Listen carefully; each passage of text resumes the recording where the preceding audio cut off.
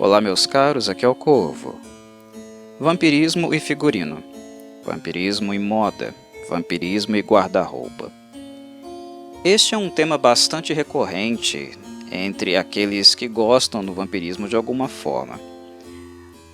O modo como os vampiros se apresentam, aquilo que eles vestem, suas preferências pessoais, ou até não necessariamente pessoais, mas aquelas preferências de um determinado contexto histórico que os leva a vestir-se daquela maneira para se aproximar dos humanos, esses são temas bastante recorrentes na cultura vampiresca de certo modo. As pessoas notam muito isso, falam muito sobre isso e se interessam de fato por aquilo que os vampiros vestem, porque grande parte da influência vampiresca, no que diz respeito ao figurino em si, vem de uma tradição aristocrática. O vampiro de Polidori, Lord Ruthven, é quem deu as caras, se apresentando socialmente, se infiltrando e seduzindo também, ludibriando muito em relação à sua autoimagem, usando a sua autoimagem como uma espécie de ferramenta. Lord Byron, Polidori, eles já tinham essa questão em perspectiva, mas com a ascensão, aparecimento em ascensão, eu diria, dos livros de Anne Rice, isso ficou ainda mais forte, porque se há algo que Anne Rice gosta, algo que ela procura, algo que ela tenta imprimir em seus livros, em suas obras, é de fato um contato muito sensível no âmbito dos sentidos. Ler Anne Rice é se maravilhar com os olhos, com o olfato, até mesmo com o paladar, porque ela é altamente descritiva em quase tudo que ela escreve. Se ela vai falar de um prédio, de um lugar, esse prédio vai ter muitas descrições e de uma forma muito sensorial. Nós iremos sentir aquele espaço e até mesmo de maneira tão intensa que é como se nós, como leitores, usando nossa imaginação, é como se nós estivéssemos lá. Para quem já visitou os cenários da obra de Anne Rice, na verdade, ler a autora é quase como uma revisita a boas ou más lembranças. Isso é bastante interessante, é um traço, um elemento que torna a obra da autora muito, muito humana mesmo. Ela é bastante humanizada nesse sentido. Enfim, são artifícios que mexem com o olhar, a percepção, com o sentimento de quem lê. E por isso é bastante esperado que as pessoas de fato deem um acento a essa questão, ou até mesmo se sintam inspiradas, né, para se vestir, se encontrar, descobrir mesmo sua autoimagem, a representação disso nas suas vidas pessoais. Então a temática do estilo, a estética, a moda, o figurino são coisas que os fãs de vampirismo sempre estão conversando e falando, né? Porém, eu pessoalmente nunca me senti realmente à vontade para conversar sobre isso. E talvez até por um excesso de zelo, por entender que é um tema, um assunto que demanda muito responsabilidade de quem está falando. Falar sobre figurino, falar sobre um estilo de época, é algo que demanda conhecimento não apenas de moda, mas também, né, de história, também algum traço sociológico envolvido nessa discussão, envolve lugar, né, pertencimento, enfim. Eu nunca dei tanta atenção assim à temática no meu canal, porque para mim é algo que demanda muito responsabilidade. É um tipo de conversa que é melhor você ter com os outros do que ter sozinho, em monólogos, né? Em um processo de reflexão como normalmente eu faço aqui nos podcasts. É algo mais rico quando você está conversando com alguém, entendendo um pouco esse lugar, essa pertença, ou até mesmo descobrindo, aprendendo com o conhecimento que uma determinada pessoa que estuda o assunto possui. É algo muito mais proveitoso esse movimento. esse contato, esse diálogo, do que simplesmente fazer algum tipo de reflexão aqui. Porém, isso não quer dizer que uma pessoa que não tenha conhecimento de moda ou um conhecimento histórico para falar dos trajes e de como as pessoas se vestiam em uma determinada época, isso não quer dizer que as pessoas não podem falar sobre isso, que as pessoas não possam escrever sobre isso. E os próprios literários nos dão, né, claras demonstrações de que sim, é possível fazer. É possível fazer com um pouquinho de dedicação, com um pouquinho de leitura, um pouquinho de conhecimento. Há muitos literários que estudam determinados contextos históricos antes de escrever seus livros, né? E no vampirismo, como são obras de época, que são obras que recortam uma época, nós tivemos, digamos, ambas as coisas. Pessoas que eram inseridas falando sobre aquele contexto, e por meio dos livros delas nós podemos aprender, descobrir, ver o olhar dessa pessoa para o próprio contexto em que ela estava inserida. E nós tivemos autores também, no século XX principalmente, fazendo essa leitura histórica, voltando nestas obras literárias, mas também consultando outras fontes, para entender como as pessoas se vestiam e como o vampiro poderia se vestir naquela época.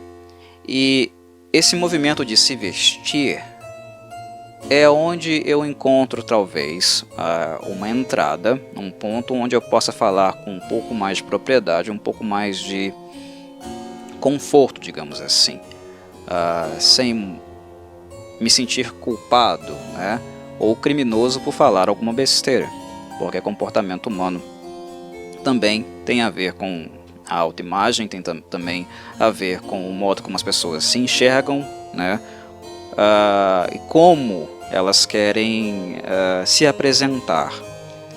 Escolher uma roupa, escolher uma vestuário, pode ser algo extremamente banal, né? E para muitas pessoas é apenas um movimento automatizado. Você já está inserido naquela cultura há tanto tempo que você nem pensa sobre isso. Você compra uma roupa que você gostou, se identificou, coloca ela no seu guarda-roupa, né? Direitinho, vai precisar sair para o trabalho, para ir a algum lugar. Você simplesmente pega a roupa que você está acostumado a usar, ou que gosta, veste e não pensa muito sobre isso. Aquela roupa eu comprei, eu gosto, tem a ver comigo. A pessoa veste e vai fazer os seus... vai cumprir com suas obrigações, né? Cumprir seus afazeres diários. Não é algo que cai muito na reflexão. Porém, o modo como alguém se veste, o modo como uma pessoa, digamos, entre aspas, se monta, né? Como ela se representa, como ela aparece, isso também pode ser algo muito profundo. Pode ser um movimento de procura, busca por uma identidade, busca por uma afirmação de quem se é. E quando nós pensamos no vampirismo e também nas conexões que principalmente a obra de Anne Rice fez com a comunidade LGBTQI+, isso é um tema, é um fato interessante, algo interessante de perceber também. Como houve identificação, como a autoimagem de certos vampiros se aproximou do modo como algumas pessoas também se viam, né? Ou aquilo que elas buscavam, aquilo que as fazia ser representadas, ou deu talvez alguma inspiração, né, para elas encontrarem essa autoimagem, né? Para elas encontrarem essa persona em contato com o espelho e se sentir bem consigo mesmas. Isso sou eu, isso tem mais a minha cara, isso parece comigo. Não aquilo que a cultura impõe, isso eu construí, isso eu criei para mim. Esse sou eu. É interessante perceber isso, né, dentro da comunidade. Isso aconteceu, foi um movimento que aconteceu, e inclusive a autora manteve certos diálogos, né, enquanto ela esteve viva com essa comunidade também. Então, a discussão, né, o tema ele pode ser muito mais profundo, mais interessante, inclusive temas de pesquisa por aí, na academia, né? Não apenas em um campo específico, não apenas dentro da psicologia, né, ou da sociologia, mas em vários outros campos, inclusive na moda, né? Seria algo interessante de se pesquisar na moda, inclusive, penso eu. Não que eu tenha entrado em contato com artigos ou algo nesse sentido por aí, ainda não, mas se eu entrar em contato, é uma coisa que eu vou gostar de ler com certeza. Mas o vampiro também carrega em suas representações, por ser ele uma figura exacerbada, dentre aqueles sujeitos de época que se vestem de um determinado modo, falando agora do status quo, falando daquilo que a cultura determina, né, e não na busca por algo autoral, por algo pessoal, dentro de todos aqueles indivíduos que se vestem de um determinado modo, o vampiro ele costuma brilhar também entre eles, porque ele é uma figura de exacerbação, ele é exacerbado, né? A nossa percepção em relação àquela criatura é exacerbada. Inclusive, isso se encontra inclusive na própria Anne Rice, porque há uma exacerbação dos traços físicos, né? Como se os vampiros fossem lapidados por meio daquele processo de transformação. Mas isso não para nos seus corpos, isso não para naquilo que a natureza em si, né, vampiresca, biológica anteriormente e agora vampiresca, deu a eles. Isso vai também para o guarda-roupa, isso vai também para a forma como eles vão se apresentar socialmente. O vampiro ele é um pouco ambíguo, ele brinca, né, com o ser visto e não ser visto. É uma ferramenta, é um movimento necessário para os mesmos, né, sobreviver, porque embora sejam mortos-vivos e criaturas supostamente mortais, eles não são totalmente mortais de fato. Eles ainda precisam se alimentar, né? É um paradoxo, uma coisa estranha que existe no vampirismo. Imortais, mas com algumas condições. Imortalidade no vampirismo não significa invulnerabilidade, nunca significou. Então, a moda, o modo como eles se apresentam também tem essa dicotomia, essa ambiguidade do ser visto e não ser visto. E quando vou ser visto, como vou ser visto? Isso não é algo que é comum igual para todos os vampiros.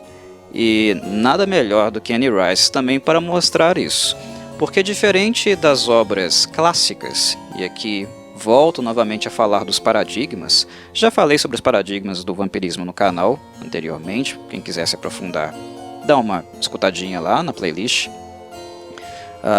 nesse vídeo em questão. Quando a gente fala em paradigma de vampirismo, o paradigma clássico não dava tanto atenção a essa pluralidade que pode existir dentro da própria comunidade dessas bestas malignas, digamos assim. Lembrando, meus queridos, eu nunca fantasio e nunca idealizo o vampirismo. O vampiro é um monstro, o vampiro é um parasita. Inclusive a sua própria autoimagem, como ele constrói e cuida dela, tem também relação com esse parasitismo, aquilo que é necessário como ferramenta, como caminho de se aproximar, ser reconhecido pelo outro e aí poder predá-lo, tá? Então, para aqueles que podem possivelmente ficar ofendidos com algumas colocações que eu faço, porque adoram, amam os vampiros demais, o que é um pouco estranho, porque a questão crítica, eu acho que ela tem que sempre caminhar lado a lado, né, com as nossas análises, as nossas avaliações, não pode ser apenas um pirlim-pim-pim, um amor platônico. Aqueles que se sentirem ofendidos com alguns termos pesados, lembrem-se disso, eu não fantasio o vampirismo, eu olho o vampirismo como um conceito, na verdade conceitos, porque ele é mais de um, né? Historicamente ele se transformou em mais de um na literatura, mas eu olho para isso como um conceito curioso, metamórfico, transformador, né? de muitas referências, de várias possibilidades, né? E que carrega consigo aquele espírito gótico, que foi o espírito que eu me apaixonei na literatura, no cinema, há muito tempo atrás. E por isso também abri um canal, né, voltado para a cultura gótica. mas eu olho com uma certa criticidade. Eu nunca deixo de enxergar o monstruoso no monstro, né? Mas também não me privo da possibilidade de ver na monstruosidade, por exemplo, de um vampiro, a construção do belo, a construção da arte, né? A possibilidade de ascender, de tornar o mundo, aquilo que se entra em contato, imprimir certo refino nisso, porque a longevidade do vampirismo, a longevidade do vampiro, é justamente aquilo que dá essa possibilidade real, né? Ver muito, viver muito, viver entre aspas, né? Viver na vida pós-morte. Vocês entenderam? Mas essa longevidade propicia refino.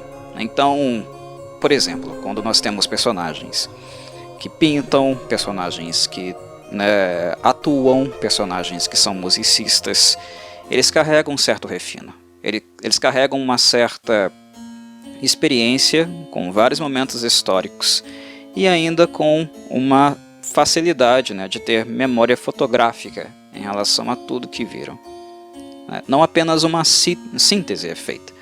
Em alguns casos, para aqueles vampiros que não são atrofiados, e são muito poucos que não são, né, porque uma tendência do vampirismo é a atrofia, é ser, né, atropelado pelo tempo, né, a se tornar uma velharia, né. A gente pode lembrar, por exemplo, do Armand, do desespero, né, que ele sentiu em relação a isso. E ele já tinha visto vários vampiros, né, sucumbirem a essa não capacidade de acompanhar a mudança do tempo. Mas aqueles que conseguem, né, criar, se reinventar, normalmente eles fazem isso com muita empolgação, muito refino, com ideias realmente muito interessantes e que não estavam dentro daquele escopo, daquele estilo, né, daquelas referências que as pessoas, os mortais de época, possuem. Até porque, para aprender muita coisa, para estudar muita coisa profundamente, é necessário uma vida inteira. Se você está interessado, por exemplo, em um tema, né, em um autor, você vai estudar aquele autor pela vida inteira. Não porque isso é uma opção, isso é uma demanda, é uma necessidade. Para entender um autor, por exemplo, um filósofo, profundamente, isso é o trabalho de uma vida, né? E não de uma semana, um mês, uma coisa que eu decidi fazer por diversão, é trabalho. Os vampiros, eles têm essa facilidade, essa vantagem. Eles passaram pelas eras, eles apreciam arte, eles leem, né, fazem leitura de filosofia, né, de ciência, e eles gravam automaticamente em suas mentes. Essas referências eles não perdem. Então, para aqueles que não ficam obsoletos, para aqueles que, muito em virtude das marcas traumáticas que carregam, né, de sua psique, não acabam engessando, algumas transformações, né, e algumas criações bastante autorais, né, por meio da síntese primeiramente, e depois pela diferenciação, acabam sendo bastante interessantes, né, e até mesmo inspiradoras. Não à toa vocês, né, leitores e apreciadores do vampirismo também cinematográfico, ficam encantados com algumas coisas que vocês apreciam. Porque esse é o movimento do vampirismo. Por mais que o vampirismo esteja sendo retratado na sétima arte ou na literatura como um movimento criativo de alguém que é datado no tempo, porque nós somos mortais e fazemos parte de um contexto histórico, o desafio do artista, o desafio daquele que escreve sobre o vampirismo, é tentar dar um salto, é tentar entregar algo a mais, algo que o vampiro facilmente, entre aspas, né, facilmente entre aspas, pode conseguir e ele não. A diferença entre os paradigmas vampirescos, por exemplo, do clássico para o contemporâneo, foi um pouco disso. A Anne Rice tinha certa resistência de reconhecer as influências do paradigma clássico na escrita dela, nas referências dela. E isso é uma coisa que talvez, em autores vampirescos, em literários vampirescos, essa dificuldade de reconhecimento dela talvez seja a mais emblemática, a mais simbólica de todos, porque em toda possibilidade, em toda oportunidade que Anne Rice tinha para reafirmar que o vampirismo dela não tinha nada a ver com o clássico, ela o fazia. Mas a revisita ao vampirismo clássico, as referências aristocráticas do vampirismo clássico, isso tudo está dentro da obra dela, sim. Só que a obra dela não para nesse momento, nesse ponto, né, de usar as referências prévias, porque ela tinha esse incômodo. Os homens que eu li, as referências que eu tenho, são de homens do século XIX, de uma cultura patriarcal, que inclusive eu, mulher, não tinha, se existisse naquela época, se vivesse naquela época, nem teria possibilidade de falar nada sobre um monstro fictício que foi criado a partir, claro, de referências mitológicas anteriores, né, de vários povos da Europa. Mas quem fala sobre essa nova caricatura, né, sobre a construção desse monstro, são apenas homens. E certamente a Anne Rice deve ter pensado, por exemplo, em autoras como a Mary Shelley, né, que são mães nesse sentido, né, pioneiras nesse sentido, de estar num lugar onde a mulher fala sobre um monstro e fala de uma postura de um lugar, né, de um lugar e com uma postura muito mais sensível que muitos homens literários da época faziam. Frankenstein é um livro extremamente sensível, né, doloroso, dói ler Frankenstein, muito também em virtude disso, porque tem algo ali naquela obra que nenhum outro homem, muito em virtude da cultura, do status quo, daquilo que está solidificado na sociedade, possibilitava falar de questões existenciais com aquele olhar, com aquela sensibilidade. Não que homens não possam ser sensíveis, né? Não que homens não sejam sensíveis, mas a cultura, o status quo, tende a embrutecer e a coibir esse tipo de sensibilidade. Na nossa cultura isso ainda existe, né? No nosso atual momento histórico isso ainda existe, mas naquela época claramente essas coisas eram ainda mais, né, cobradas. Falar sobre sentimentos não era uma coisa que necessariamente era, né, aconselhado, incentivado pela cultura patriarcal. Então quando a Anne Rice volta e lê essas pessoas, ela se incomoda bastante, porque ela não é uma mulher, né, do século XIX. Ela é uma mulher do século XX. E ela leu mulheres do século XIX fazendo esse movimento, né, de saída, de emancipação e tudo mais, né? Então, apenas usar o vampiro clássico era insuficiente para ela, né? Não preenchia, ela precisava de lugar, né, de um espaço para que ela, mulher, pudesse falar de vampirismo também. E falar do vampirismo também em relação às vampiras de um lugar que não é o lugar do homem falando, né? Porque não sei se vocês tiveram a oportunidade de ouvir um pouquinho sobre o que eu falei sobre Carmila no canal, tem também.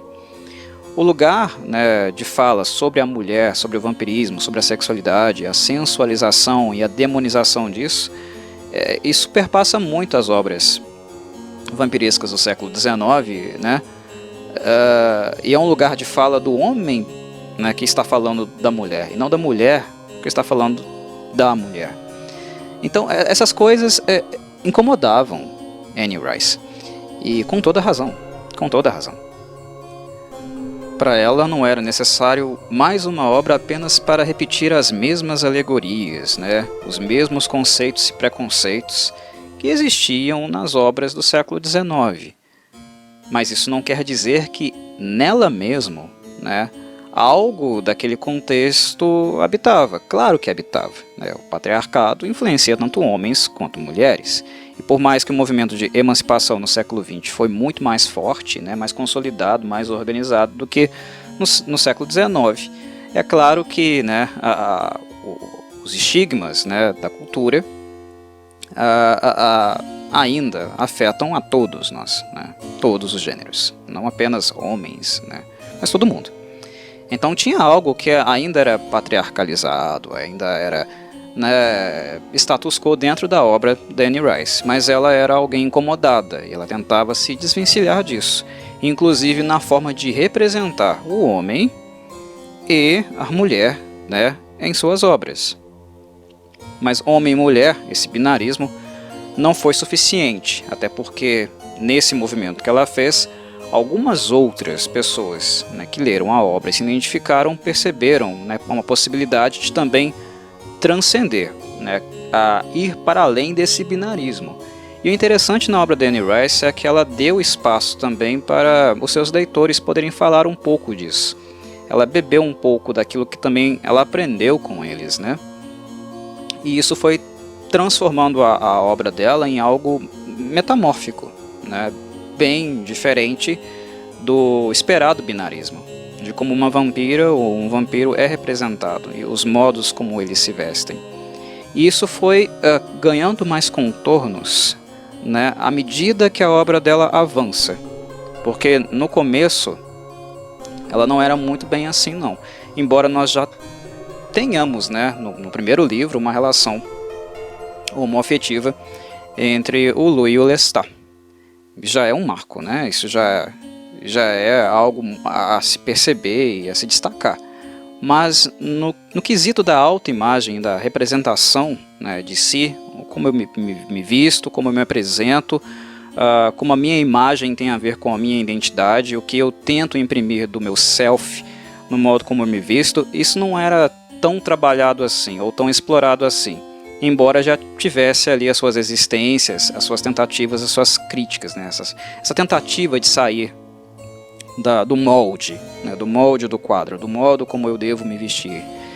Isso já é notório, digamos, no próprio Vampiro Lestat, no segundo livro. Ela faz movimentos mais questionadores em relação a isso, no modo como ela brinca, representa, né, o Lestat, que é um camaleão.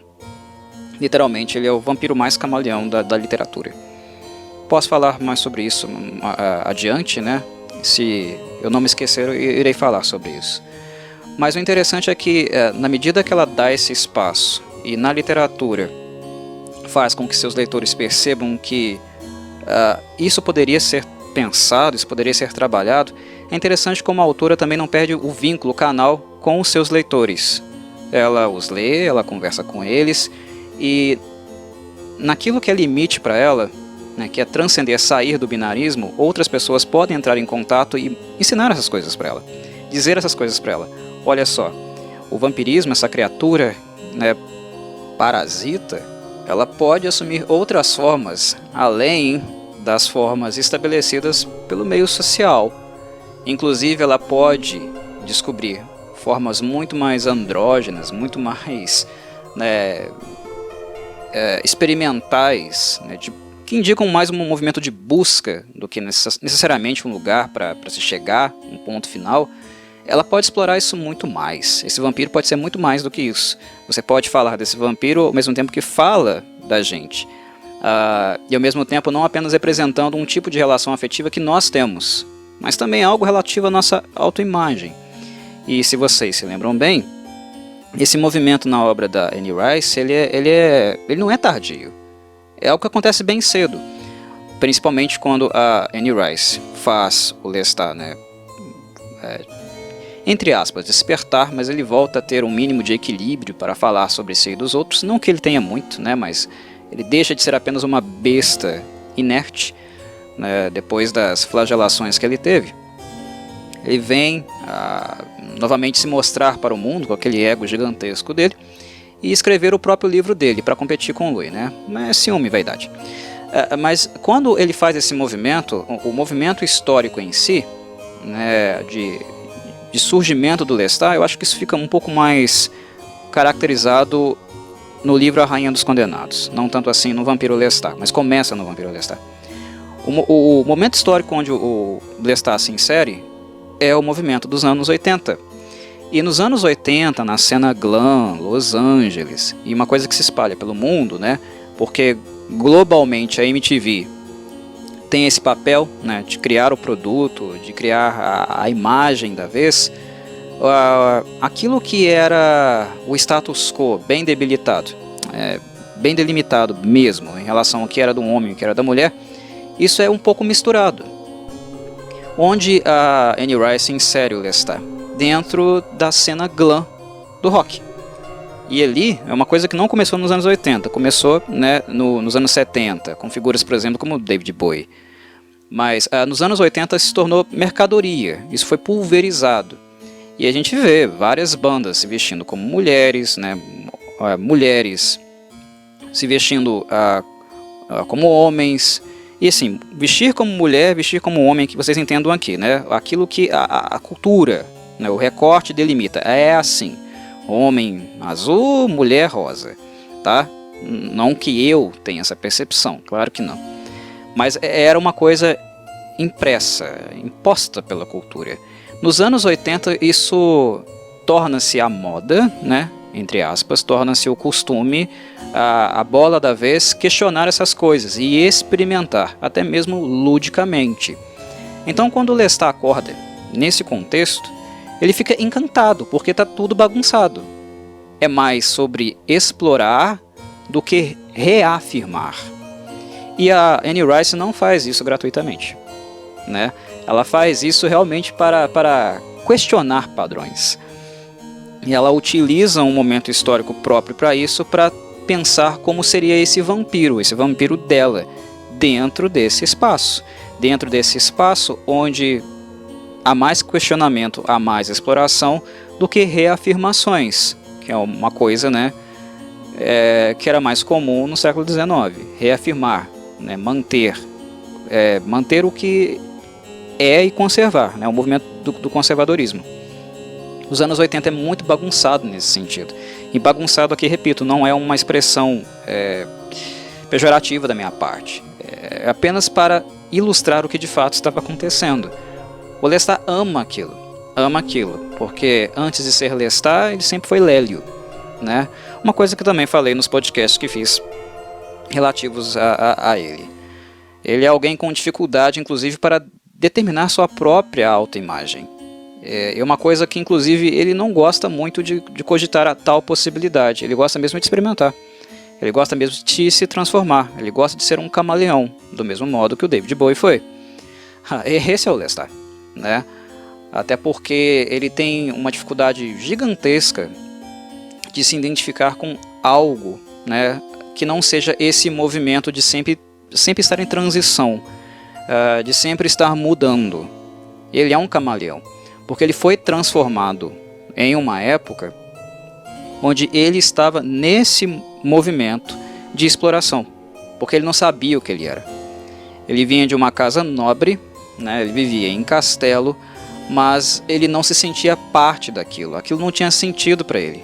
E não era apenas o castelo, né, os móveis dentro daquele recinto suntuoso, né, as propriedades do pai, era o próprio modo como ele mesmo se via. Isso não sou eu, o que sou eu? Eu preciso buscar o que eu sou, preciso explorar isso. E não à toa, né, previsivelmente, ele vai fazer isso numa companhia de teatro.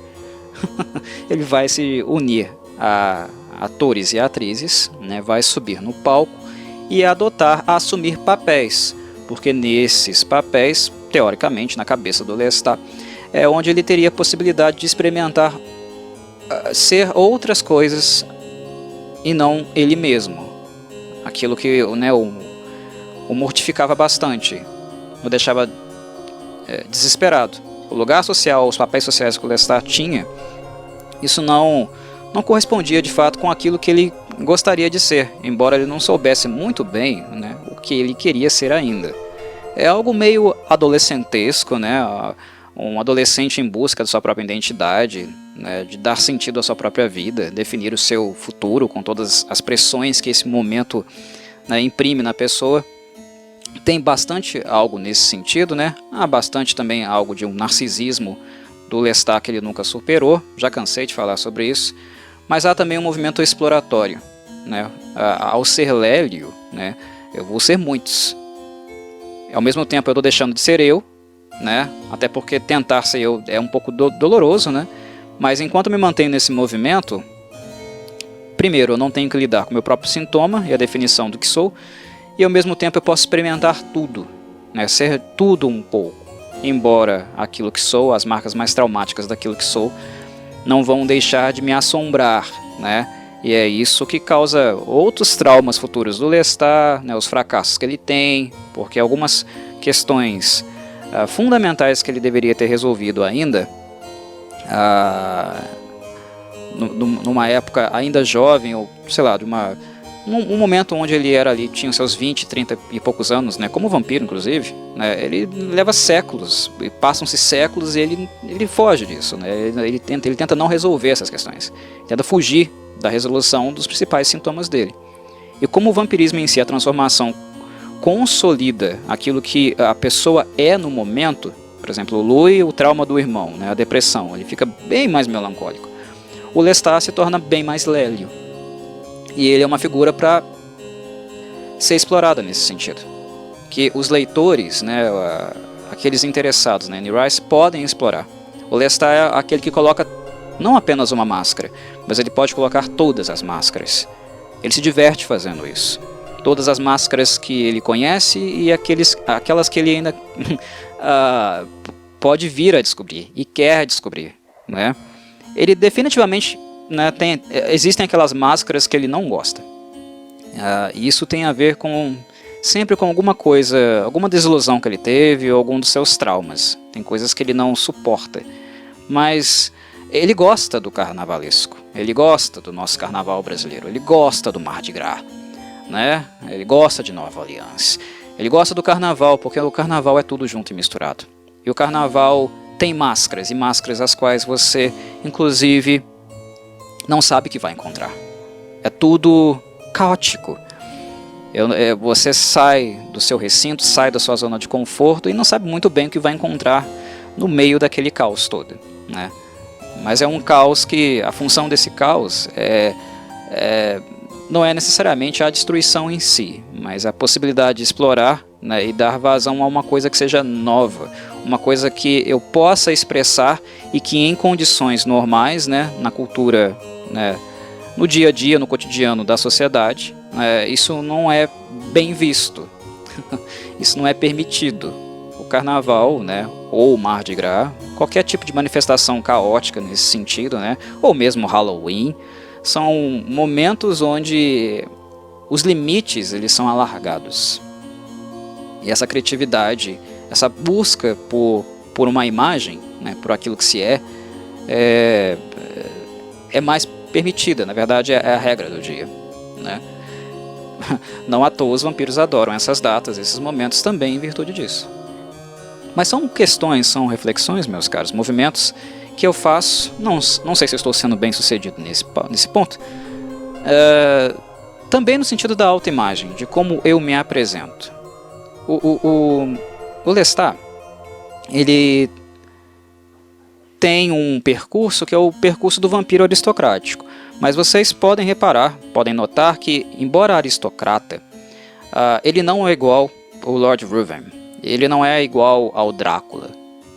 Eles são figuras, o Lord Ruthven e o Drácula são figuras mais hegemônicas, que estão mais colados no ideal do homem daquelas épocas, do aristocrata daquelas épocas.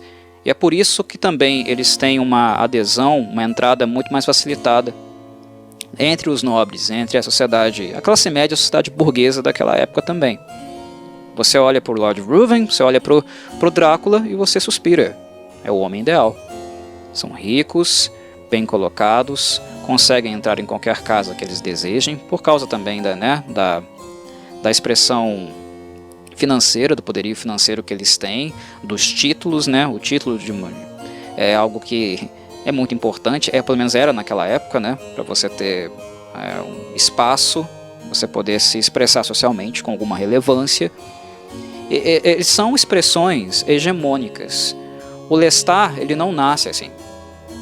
Infelizmente, talvez o Lestat tenha se tornado assim, porque, querendo ou não, ele passa a ser um dos vampiros mais adorados e lidos no mundo, né? E sê-lo é se colocar, é entrar no lugar de uma figura hegemônica também, né? Para um autor que é muito crítico, é legal ganhar dinheiro, né? É legal ter uma vida confortável. A Anne Rice adorou, né, o sucesso do filme de entrevista com o vampiro, os livros dela começaram a vender mais. Mas o príncipe, né, e toda a carga que esse título carrega, de fato foi se tornando príncipe mesmo com o tempo, né. Isso não quer dizer, né, eu não estou dizendo que a obra da Anne Rice não seja extremamente fértil para as pessoas que estão no movimento de descoberta, de definição de suas próprias identidades, né, se vestindo, buscando se expressar, né, a partir do que elas acreditam que sejam, né, ou do que elas estão descobrindo sobre si. Ele é ainda bem inspirador nesse sentido. Só que é necessário um pouco mais, né?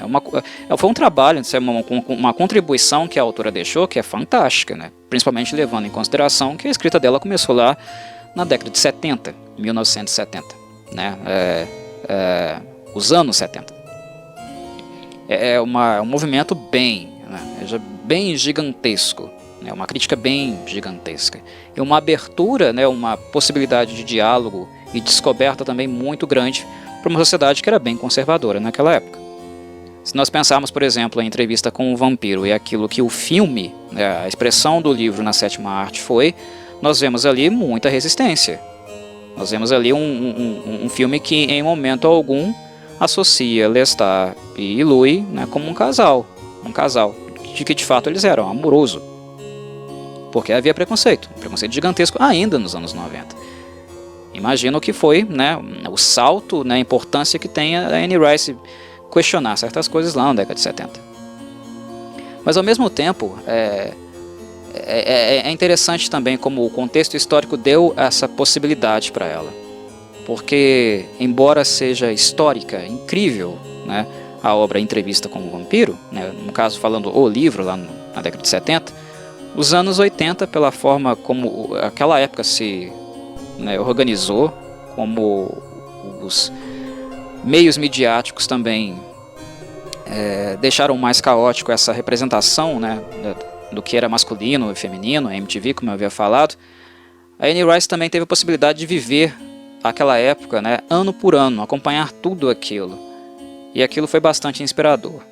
Eu falei da música e tal, mas também existem muitas obras do cinema que brincam, né, com isso. A androgenia não está só no Boy George, por exemplo. Tá também em muitas obras cinematográficas, né? Foi um momento fértil que ela pôde também perceber essas coisas, né? Ela podia fazer isso também. E ela teve coragem de fazê-lo, né? Porque poderia ter muitas pessoas escrevendo do modo como ela escreveu, mas não, assim, pelo menos no vampirismo, né, ou dentro das obras góticas não houve tantas assim. Então uma coisa que ela apostou, ela foi de cabeça, né, e isso deu literalmente uma carreira para ela. E o vampiro dela, que até então era o vampiro aristocrático, ele pôde ficar bem mais espalhafatoso, bem mais carnavalesco, né, do que aqueles do paradigma clássico eram. Isso é evidente. Algumas pessoas podem vir dizer, né, questionar, Corvo, a obra da Anne, o contexto histórico a princípio, começa lá, né, no século XVIII. É anterior inclusive à própria literatura gótica. É o vampiro antes do vampiro literário, né? E uma coisa engraçada isso, né? Porque o vampiro da Anne Rice, ele é um vampiro antes do vampiro literário, mas com grandes influências, né, do vampiro literário, as quais ela vai tentar fugir, correr, sempre quando pode. Nem sempre consegue, mas às vezes consegue com louvor. Mas enfim, a pessoa pode falar, a ambientação, né, o momento de época é o século XVIII. Então, as marcas aristocráticas, né, o que é o vampiro aristocrático, inclusive no modo como ele se porta, no modo como, naquilo que ele traja, né, nas máscaras que ele utiliza para se aproximar das pessoas, são trajes, marcas, posturas, máscaras da aristocracia. Verdade. Mas percebam como mesmo assim, o Lestat é espalhafatoso. E a gente pode pensar inclusive em termos de vestuário, de figurino. O Lestat, quando ele quer chamar a atenção, ele chama. O traje do Lestat, o traje social, quando ele vai para bailes, festas, quando ele leva a Claudinha com ele, são tradicionais? São, mas tem alguma coisa ali que foge. Tem alguma coisa ali que briga. Pode ser, talvez, a gravata. o modo como ele fez o nó, né, ou uma pérola, alguma joia ali junto, ele, sabe, coloca alguma coisinha a mais ali. É a expressão do Lélio. Eu quero me descobrir. E para me descobrir, eu quero ser muitas coisas. Naquilo que eu já conheço, tem que ter alguma coisa ali que é diferente. Pode ser uma coisa que seja discreta, né? Porque, como vampiro, lembrem-se, um vampiro é um parasita, ele não pode afastar as pessoas, então ele precisa estar inserido, inclusive nos costumes, nas vestimentas, mas tem uma coisinha ali que vai brigar. Tem alguma coisinha ali que não vai ser exatamente compatível com o traje a rigor. Vocês me entendem?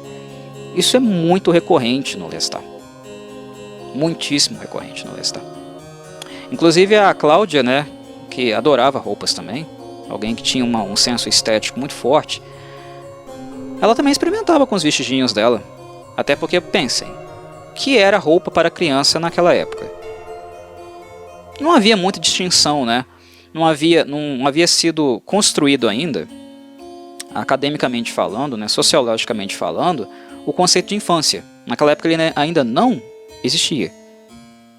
O conceito de infância é muito mais novo do que vocês imaginam. A visão social para crianças naquela época é que eles eram adultos em miniatura. E eles eram tratados como adultos em miniatura, e não como infantos. Então, vestido para criança era uma cópia de um vestido para uma mulher adulta. Então, roupa infantil para Cláudia não havia. E ela era uma criança. Isso cria uma dicotomia, isso cria uma coisa bem interessante na Cláudia também, a partir do momento que ela se torna mulher, né? E olha também para o seu passado, como ela não foi criança, inclusive nas suas próprias vestimentas. Descobertas, né? Mas isso é assunto para Cláudia, talvez é assunto para um outro momento. Mas enfim, a Cláudia é alguém que também tentou experimentar nesse sentido, porque a rebeldia nela é bem delimitada, né? É bem clara, é muito visível. Quando ela se torna rebelde para valer. E isso se manifesta de várias formas, inclusive na própria autoimagem dela.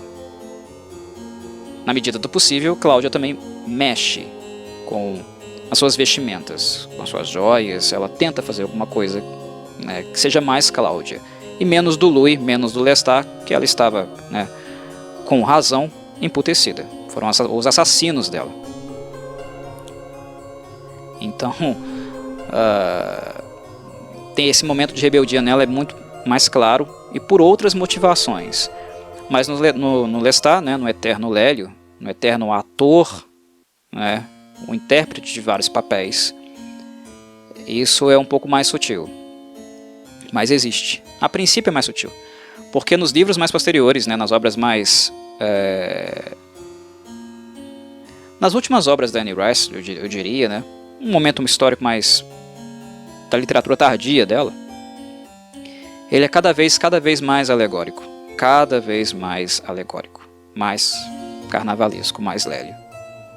Então, digamos, por exemplo, falando de moda, que nós pegássemos, né, o modelo de um traje a rigor masculino, lá do século XVIII, e agora, em 2024, a gente pegasse aquele terno e tal, né, aquele figurino, e falamos, vamos customizar, vamos fazer dele algo moderno. É um revival. É mais ou menos esse o movimento do Lestat, um movimento de revival. Pegar o clássico, né, mas customizando, colocando algo mais moderno nesse modelo. A questão é que isso já acontecia naquela época, de maneira sutil, mas ele tentava sempre na medida do possível. Vocês percebem os vampiros reclamando uns dos outros em relação às suas vestimentas?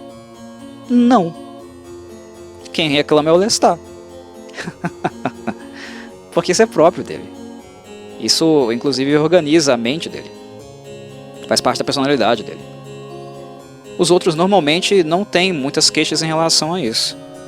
Há movimentos brutos, né? Assim, que são grandes afastamentos, digamos assim, da forma como os vampiros se vestem e depois como eles passam a se vestir.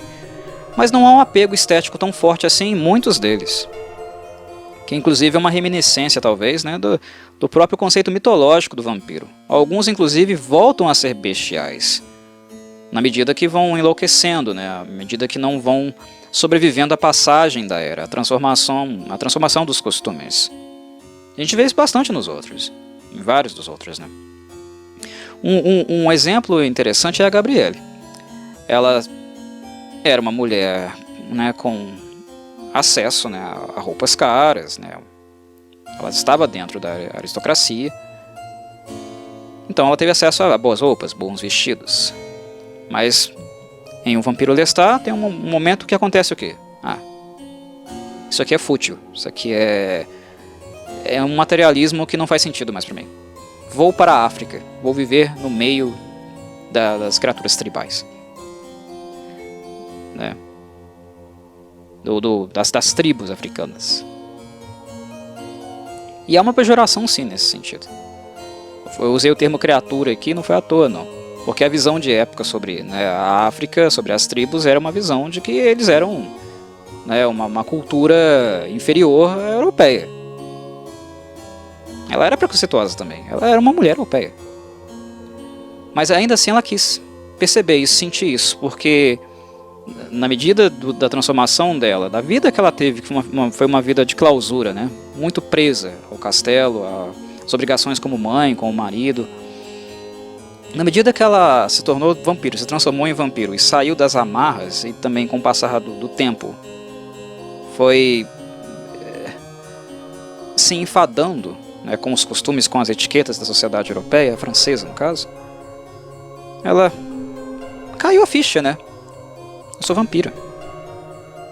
Eu posso dar um basta a tudo isso aqui. Eu posso viver nua, se eu quiser, no meio de uma tribo africana. Na verdade, eu nem sei como é que é isso. Vou descobrir. Porque isso aqui pra mim não faz mais sentido. Talvez lá eu encontre algum. Então a Gabrielle vai, né, para o tribal, para o supostamente, né, atrasado, e depois ela volta com essa experiência, ela volta bem diferente. Ela volta para a sociedade, né, ela se insere novamente, não está mais nua, obviamente, não poderia, ela é vampira, ela precisa se misturar para poder se alimentar, mas é uma visão diferente, é uma visão completamente diferente. O traje dela, os trajes, inclusive o vestuário que ela passa a usar muda também. Vocês podem se lembrar que a Gabrielle ela era descrita com vestidos, né, trajes muito bonitos e tal, mas bem dentro do padrão do costume de época. Isso muda depois completamente. A descrição inclusive da trança, né, a grande trança que ela faz, é algo bem emblemático. Cola na personagem, né, a gente sempre se lembra dela, lembra um pouquinho da trança. Mas tá vendo? Isso é ela, isso é Gabrielle. Isso não é mais a mulher do século XVIII. É a mãe, esposa, né, de um nobre. Isso é Gabrielle. Percebem a diferença? Sentem a diferença? O vampiro tem um pouco disso. Ele é máscara e ele é exploração. De alguém que precisa desse movimento, inclusive para sobreviver também. Mas anteriormente eu estava falando, né, eu meio que me perdi na fala, mas anteriormente eu estava falando do incômodo que quase é só do Lestat em relação a isso. Os vampiros estão tão amargurados ou tão paralisados no tempo, né, nos seus marcos históricos, que eles nem se questionam muito isso. Quem chega ao teatro dos vampiros e começa a colocar defeito em tudo, nossa, vampiros caquéticos, né, superados pelo tempo, criaturas imundas que não tomam banho, roupas sujas. Quem que fala isso, né? Quem que reclama dessas coisas? Lestat? Ninguém mais. É o Lestat. Percebem? Há um trânsito de paradigmas aqui, meus caros. Sempre. Por mais que o vampirismo contemporâneo da Anne Rice seja completamente diferente, né? É um vampirismo no século XX, no século XX tardio, ainda há marcas, ainda há referências do clássico. E eu creio que, por exemplo,